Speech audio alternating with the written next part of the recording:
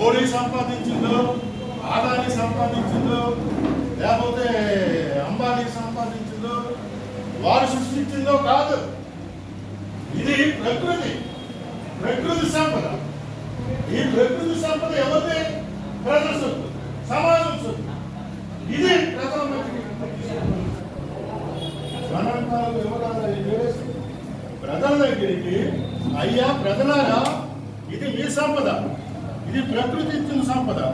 ఈ సంపదను మీరు అనుభవించకుండా అంబానీ ఆదానికి అది చెప్తున్నారు అనేది ఒక భాగం చెప్పాలి.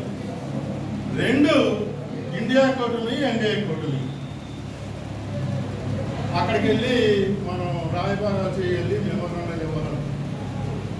పార్లమెంట్లో రాహుల్ గాంధీ గారు ఈ భారతదేశాన్ని 6 ఏళ్తున్నారు. ఆ 6లో 2 అంబానీ, ఆదాని అని పేరు చెప్పగానే స్పీకరు వాళ్ళ పేరు ఎత్తడానికి వెళ్ళలేదు. అరే ఎందుకు ఎత్తడానికి వెళ్ళలేదు? స్పీకర్ చెప్తాడండి, అంబానీ, ఆదాని పేరుని చర్చించడానికి వెళ్ళలేదని చెప్తున్నారు. కాబట్టి ప్రసాద్ గారు ఏదైతే చెప్పారో 3 అంచెల కార్యక్రమం ఉండాలి.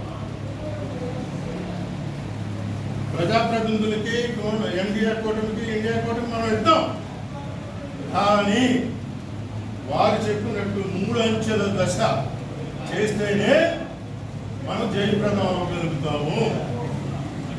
ఈ ఉద్యమంలో, ఈ సమస్యల పోరాటంలో, ఈ ఐక్యోద్యమంలో ఎంసీపీఐ రాష్ట్ర కార్యదర్శిగా భాగస్వామ్యం అవుతామని, అలాగే మా ప్రజా సంఘాల నుంచి, ఏకేఎఫ్ నుండి, ఏఐసిటి నుండి కూడా భాగస్వామ్యం అవుతాం.